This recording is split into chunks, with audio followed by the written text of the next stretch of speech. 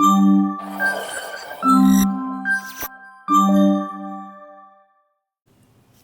everyone, welcome back to Mr. Cloud, where we simplify cloud technologies for IT admins and tech lovers like you.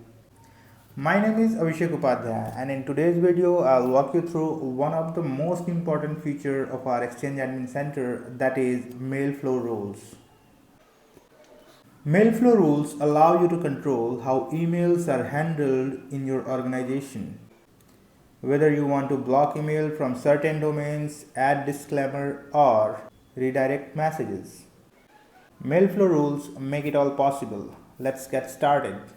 Mailflow rules, also known as transport rules, allows you to define conditions and action for emails. In today's video, I will walk you through 3 different scenarios. How to block email from a specific sender or domain, how to add disclaimers to outgoing emails, and how to redirect certain emails to a different recipient. Let's create a basic mail flow rule together. We'll start with a common scenario, blocking emails from specific domain. Let's start by creating a rule to block email from a specific domain. So this is super helpful for keeping spam out of our inbox. So first of all, we will go to Exchange Admin Center. Then we will click on Mail Flow from the menu on the left. Now we will select Rules. Let's start by creating a rule to block email from a specific domain, that is gmail.com. This is super helpful for keeping our spam out of our inbox. Now in the Mail Flow Rules section, we'll click Add a Rule. Now we'll choose Create a New Rule. Now we will give our rule a name, for example, Block Spam Domain. Now we'll set conditions. Under Apply this rule, if the sender is from a specific domain. Now we will type the domain we want to block, for example, gmail.com. Now click on under Do the following option. We will select Reject the message with a custom explanation. So in the explanation box, let's say we'll type email from this domain are not allowed in our organization. Now we will click on Save. Now we can set exceptions also, but here let's leave it.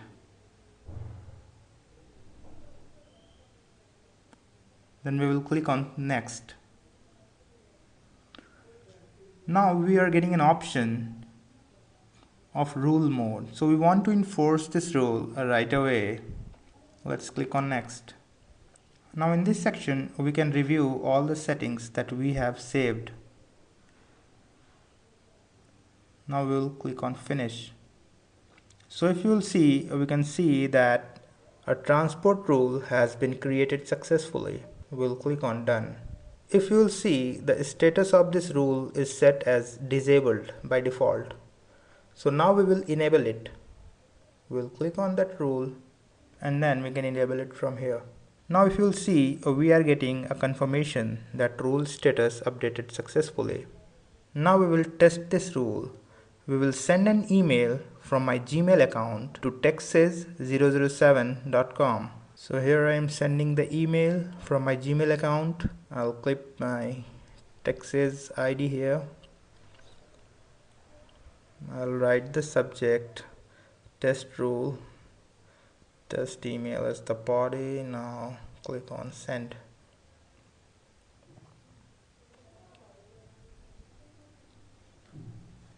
So if you'll see, I haven't received any email from gmail.com yet. This is because I have already set a rule that please block those emails whatever is coming from the domain, that is gmail.com. So the email sent by my gmail.com has been blocked.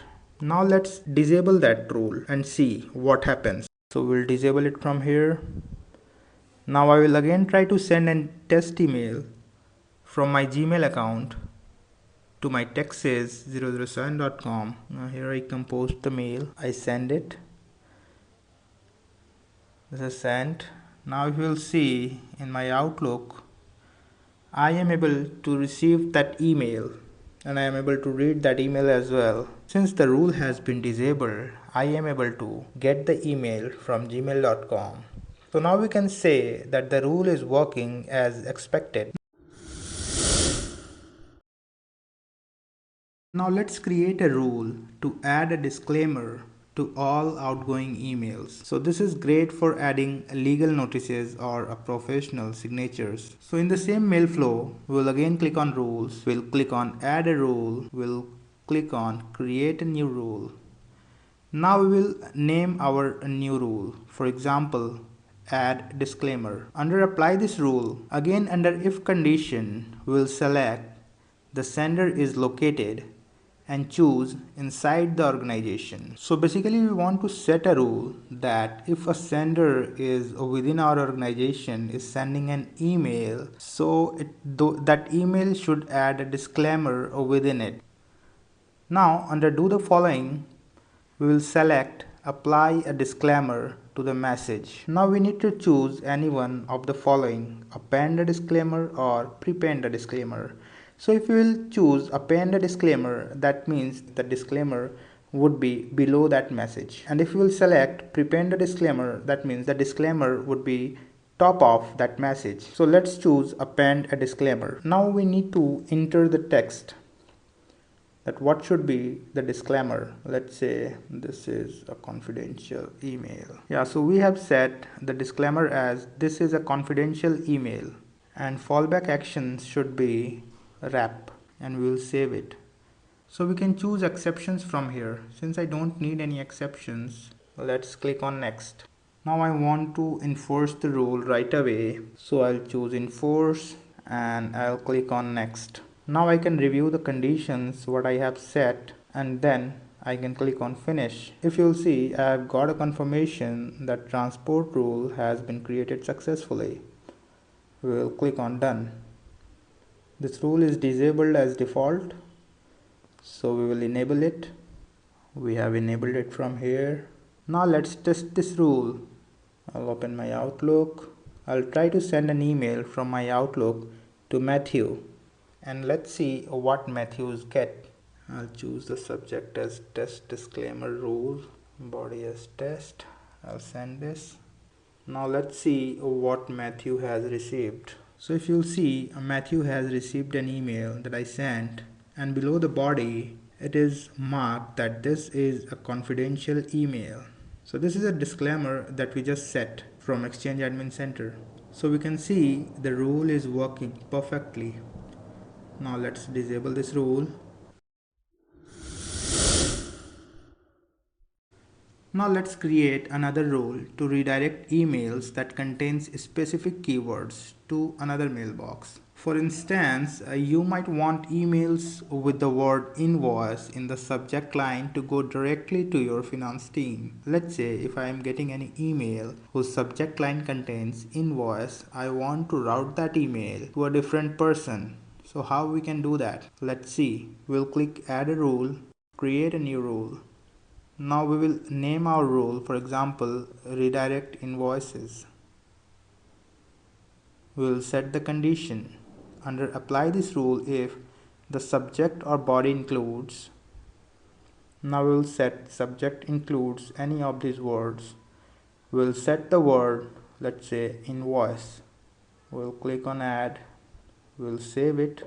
Now we need to set that what this rule will do if the above conditions are true. So we will select redirect the message to and these recipients. Now we have to select one recipient. We will select Matthew Hayden's name. Suppose Matthew Hayden is one of the member of our finance team. So I want finance related emails to be routed to Matthew Hayden directly. I don't want any exceptions in this, so I'll click on next. Now I want to enforce this rule right away. I'll click on next, And here I can review the conditions that I have set. I'll click on finish. Here you can see that I got a confirmation transport rule has been created successfully. Now I'll click on done.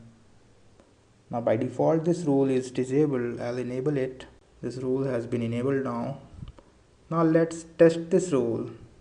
I'll send a email from my Gmail account to Abhishek Upadhyay, and the subject of that email will contain that word invoice. I'll compose that mail. I'll send to Abhishek Upadhyay.